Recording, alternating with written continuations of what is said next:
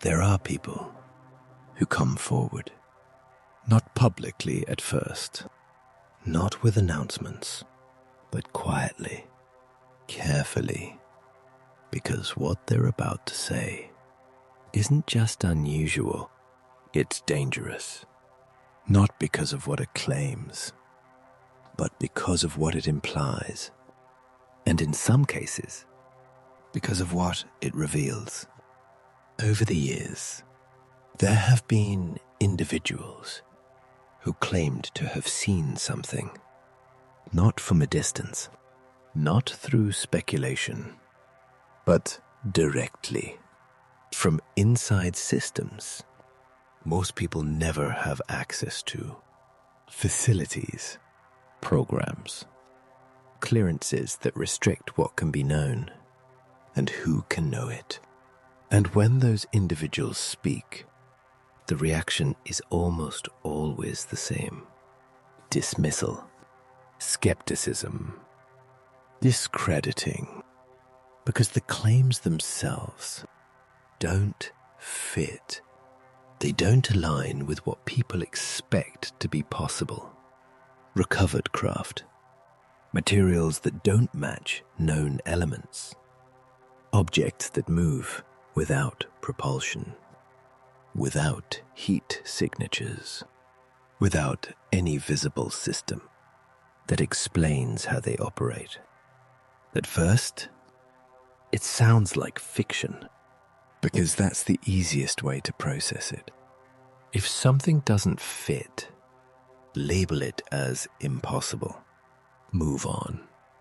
But the pattern doesn't stop, because it doesn't come from one person. It comes from multiple. Different times, different roles, different backgrounds, but with similarities that are difficult to ignore. Descriptions that align, details that overlap. Not perfectly, but enough. Enough to suggest they aren't guessing. They're referencing something. Something they believe is real. One of the most consistent elements is access. Not observation from the outside, but involvement. Programs that exist outside normal visibility, outside standard reporting. Systems that don't operate publicly, but still operate.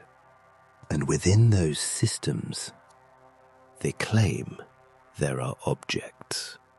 Not experimental aircraft, not prototypes, but something else, something recovered, studied, analyzed, without full understanding.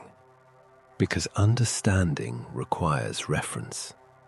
And in these cases, there isn't one. No known technology to compare it to. No framework to explain it.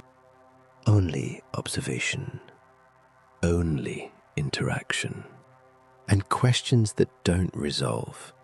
Some describe materials that don't behave the way they should. Not under pressure. Not under heat.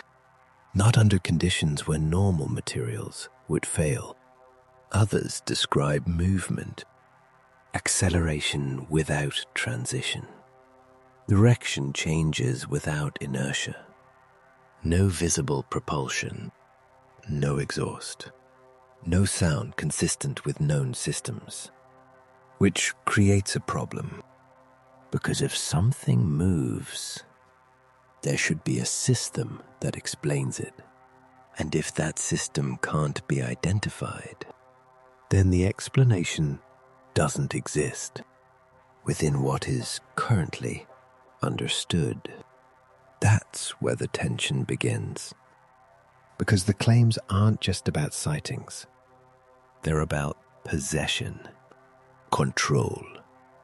The idea that something has been recovered and retained, not publicly, not acknowledged, but kept within restricted environments and studied quietly.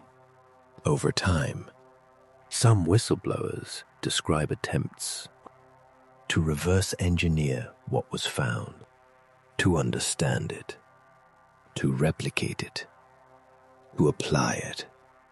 Not successfully, not completely, but enough to continue, enough to justify ongoing effort. Because if something exists, even partially understood, it becomes valuable, strategically, technologically, even if it can't be fully explained. But the more these individuals speak, the more consistent the response becomes. They're questioned, their credibility challenged, their motives examined. Not just the claim, but the person making it, because discrediting the source is easier than addressing the information. And once the source is questioned, the message weakens, even if the content hasn't changed. That's part of the pattern, because it doesn't rely on proving something false, only on making it uncertain. And uncertainty is enough, because without proof, belief doesn't stabilize. It stays divided, split between possibility and dismissal. But there are also documents, not complete, not definitive, but references, acknowledgements of programs, investigations into unidentified objects, reports that confirm observation without explanation, which creates a gap, because something is being observed, something is being recorded, but not fully explained. And that gap is where these claims exist, between confirmation and denial, between visibility and understanding. Some whistleblowers have gone further, not just describing what they saw, but what they believe it means. That these objects aren't recent, that they didn't appear suddenly, that they've been present longer than people realize, observed, tracked, sometimes engaged, but not fully understood. And that introduces a different kind of question. Not just whether something exists, but how long it's been known, and what has been done with that knowledge. Because if something has been studied for decades, then the absence of explanation becomes more significant. It suggests limitation, or control, or both. There are also risks, because speaking about restricted systems has consequences: professional, legal, personal, which is why many don't come forward, and why those who do often do so carefully, through indirect channels, with limited exposure, because the information itself isn't the only factor. The environment around it matters just as much, and that environment is controlled, not completely, but enough. Enough to shape how information moves, how it's received, how it's interpreted, which means the full picture may never be visible. Only parts, fragments, accounts that don't fully connect, but still align. And that alignment is what keeps the question active. Because coincidence can explain one claim, maybe two. But when patterns repeat, across time, across individuals, across systems. It becomes harder to dismiss. Not impossible, but harder. And that's where this remains.